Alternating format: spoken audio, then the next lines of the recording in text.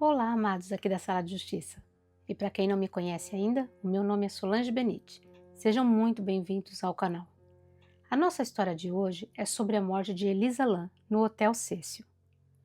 Amados, esse caso tem muitas teorias. A Elisa lutava contra sua doença mental, o que deveria ser uma coisa terrível. Ela fazia tratamento e tomava muitos medicamentos. A Elisa, ela agia de forma incomum e às vezes também era bipolar. Mas enfim, essa é uma história muito triste. Eu penso que a Elisa lutava com seus próprios demônios todos os dias. Enfim, agora vamos saber como foi a história da morte de Elisa e como tudo aconteceu.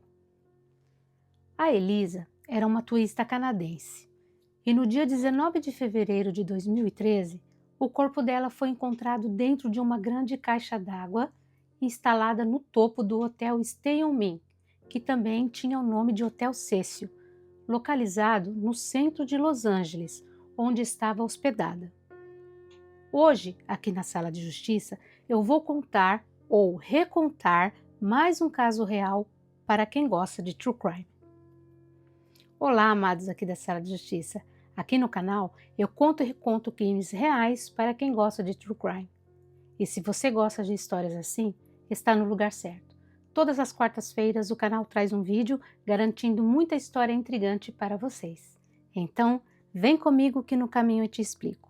E enquanto isso, na Sala de Justiça, Elisa Lam havia sido vista com vida pela última vez em 31 de janeiro.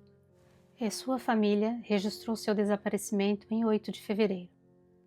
O corpo foi localizado por um funcionário da manutenção do hotel, enquanto ele investigava reclamações de alagamento e queda na pressão da água feitas pelos hóspedes.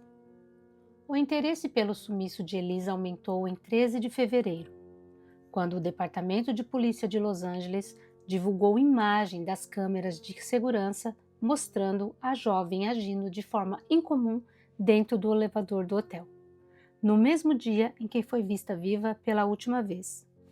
Pessoal, a forma como Elisa age pode ser vista pelas imagens das câmeras.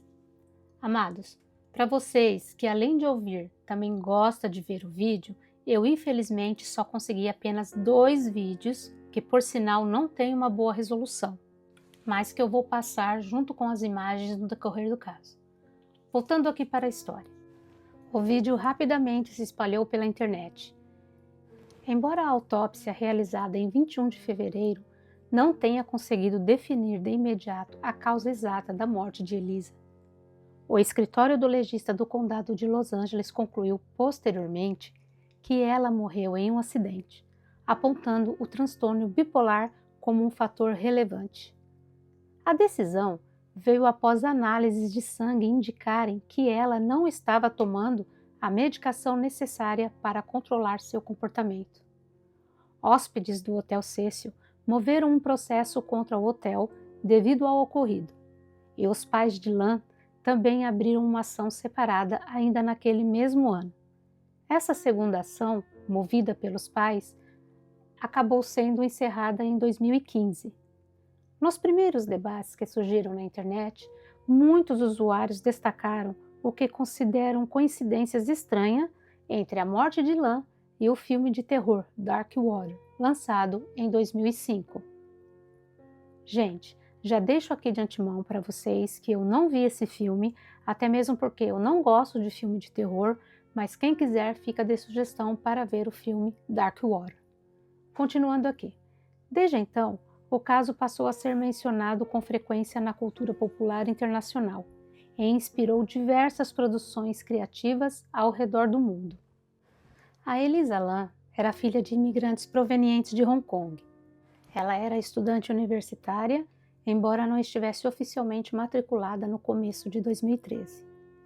Por volta da metade de 2010, Lam criou um blog chamado Etherfields na plataforma Blogspot. Gente, Etherfields significa campos de éter. Eu achei muito estranho esse nome dado por ela. O que vocês acham desse nome? Comente aí abaixo. Enfim, ao longo dos 2 anos seguintes, ela passou a publicar fotos de modelo, usando roupas da moda, além de relatos pessoais sobre sua vida, especialmente sobre suas dificuldades relacionadas à saúde mental. Aqui para mim já fica um gatilho. Será que ela mesma provocou a própria morte? Não sei.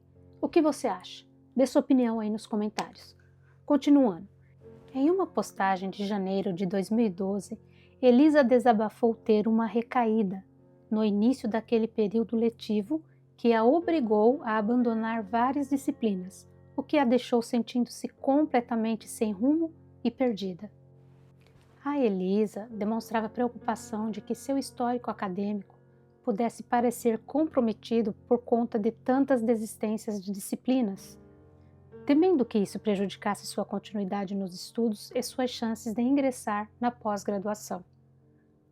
Pouco mais de 2 anos depois de ter iniciado o blog, Lan anunciou que deixaria a plataforma Blogspot para se dedicar a outro espaço que havia criado na plataforma Tumblr.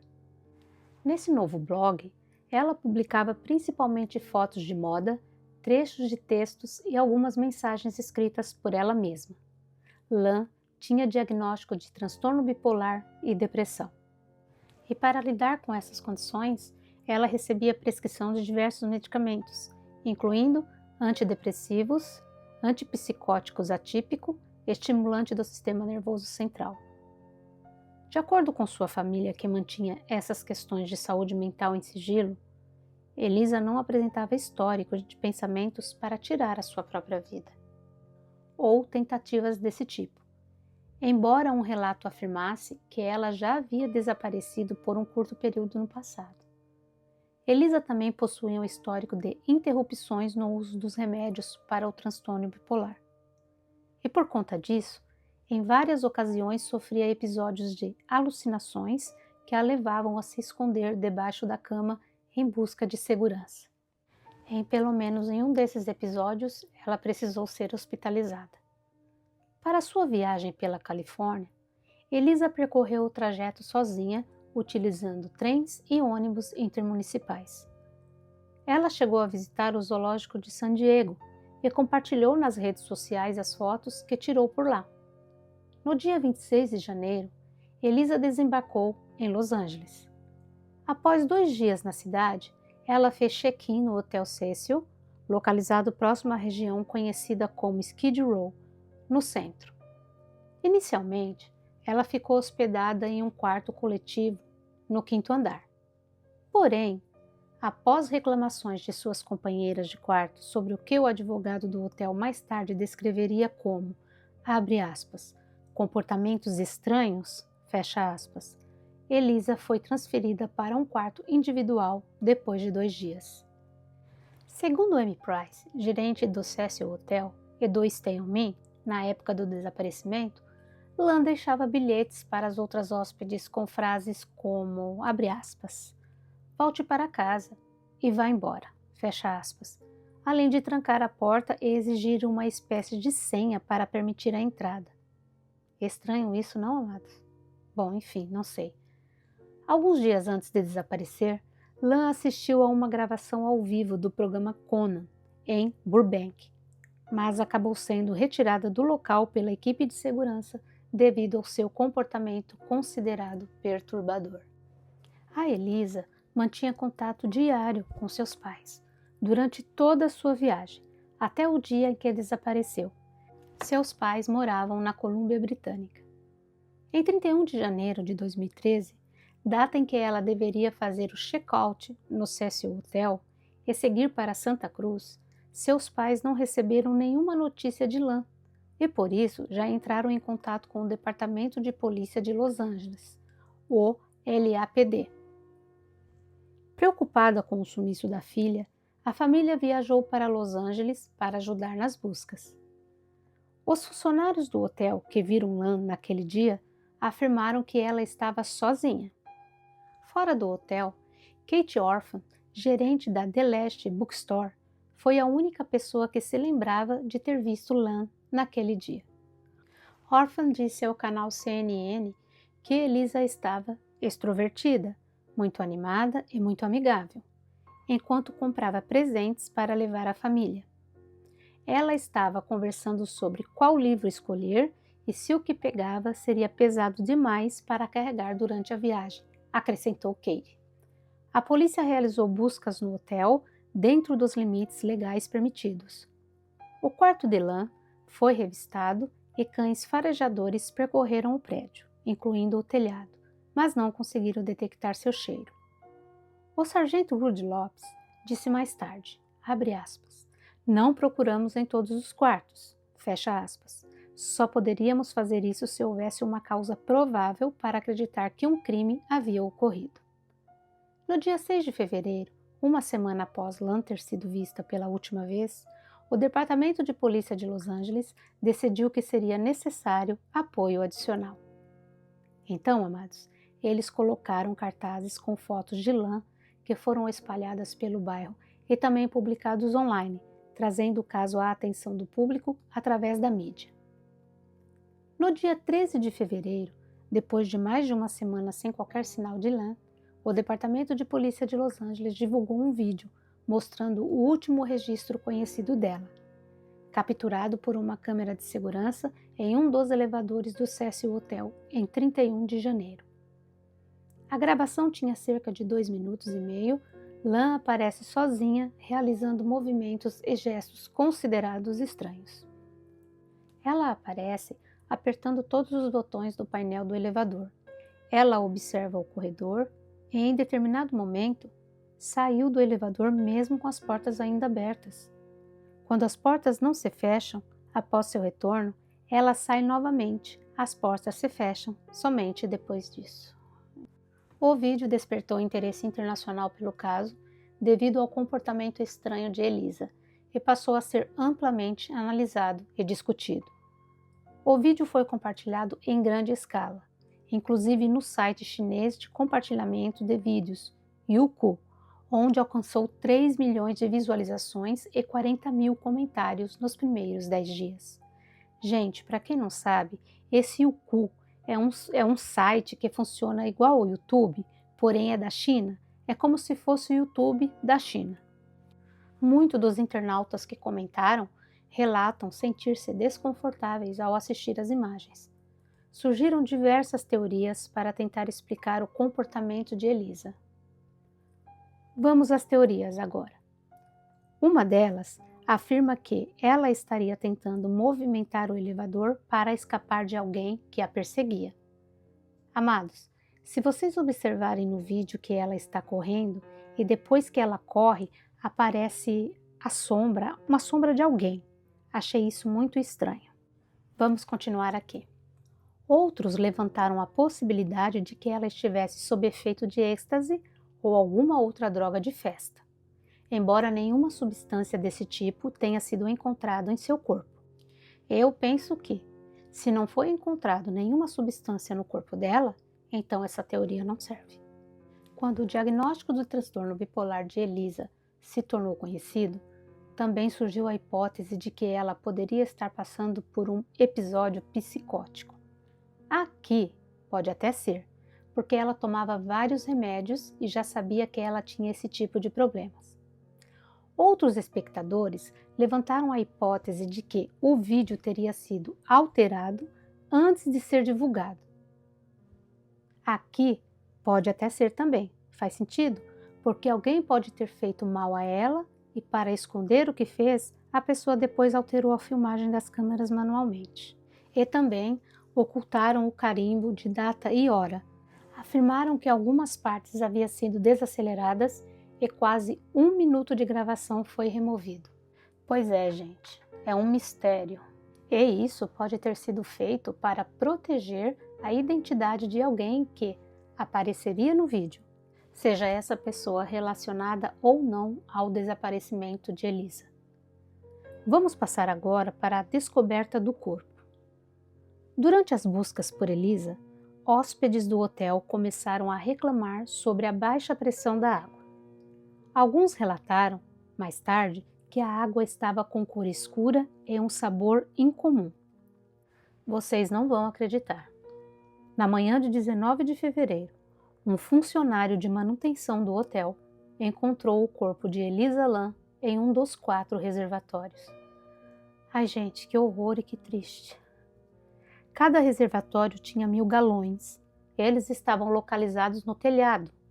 Esses reservatórios eram responsáveis por abastecer os quartos, a cozinha e uma cafeteria. Ai, eu estou aqui pensando. Já imaginou como ficou todos os hóspedes sabendo disso depois e que todos usaram a água? Ai, gente, terrível. E foi através da escotilha aberta que ele viu Elisa deitada de costas dentro da água. Que desespero deve ter dado nesse funcionário. Bom, eu teria ficado em choque. Como a escotilha de manutenção era pequena demais para o uso de equipamentos necessários, o tanque precisou ser esvaziado e cortado para que o corpo pudesse ser removido. No dia 21 de fevereiro, o escritório do legista de Los Angeles concluiu que a morte de Lan se tratava de um afogamento acidental, apontando o transtorno bipolar como um fator significativo. Aqui, amados, é complicado questionar, porque é o laudo do legista. O relatório completo do legista, divulgado em junho, indicou que o corpo de Lan havia sido encontrado nu. Agora aqui é estranho. Então por que ela estava nua? Para mim não faz sentido. Lembrando que aqui não tem lei Maria da razão e só é um ponto de vista, ok? Roupas semelhantes às que ela usava no vídeo do elevador foram encontradas flutuando na água, cobertas por um resíduo parecido com areia. Bom, se ela estava nua e as roupas foram encontradas flutuando, eu penso que alguém abusou dela e a matou. Isso é muito estranho.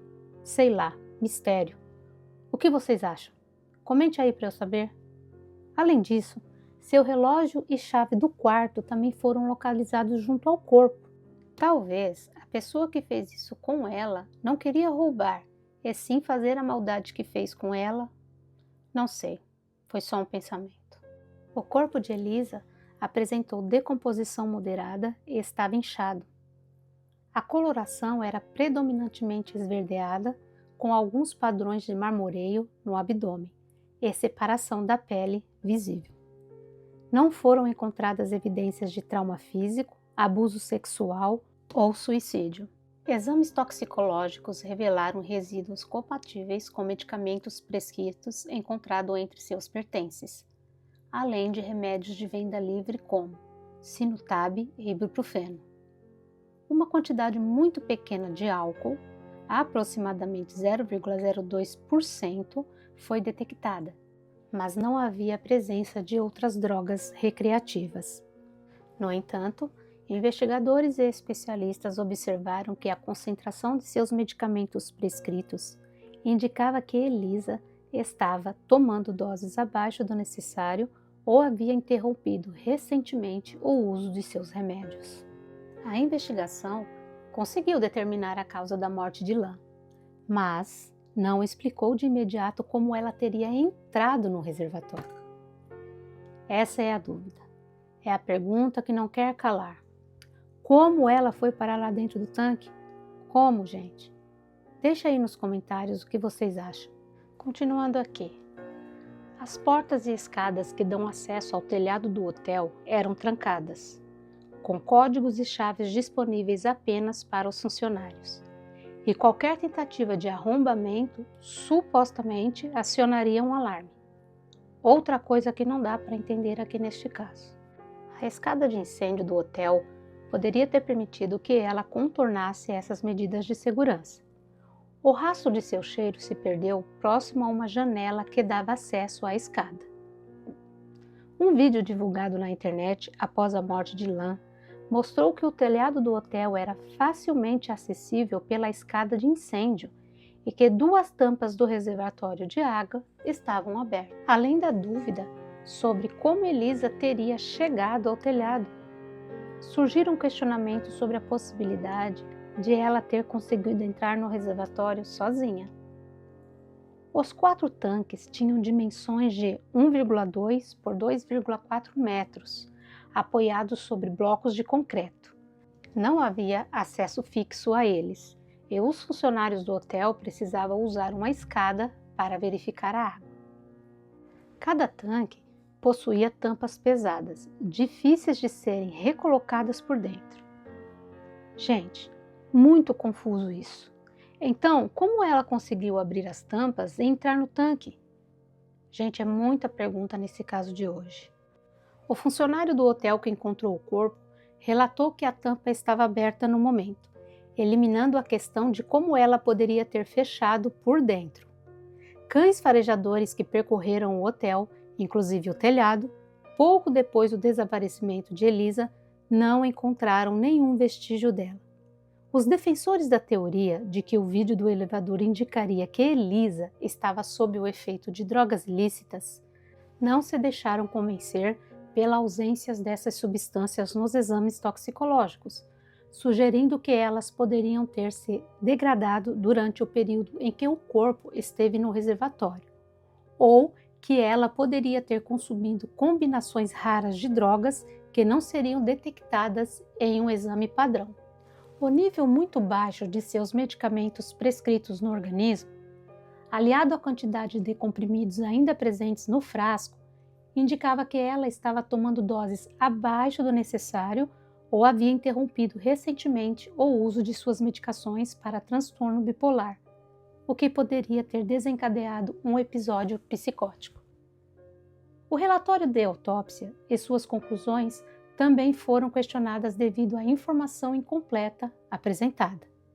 Por exemplo, não há menção sobre os resultados do kit de violência sexual nem do kit de unhas, ou mesmo se esses exames chegaram a ser processados. Aqui, amados, é estranho porque o laudo do legista falava que ela não tinha sido abusada. Muito estranho, diga-se de passagem. O documento registra ainda acúmulo subcutâneo de sangue na região anal de Elisa, o que alguns observadores sugeriram ser um indício de abuso sexual. Entretanto, um patologista apontou que isso poderia ter ocorrido também devido a um inchaço natural durante a decomposição do corpo, e o reto da vítima apresentava prolapso.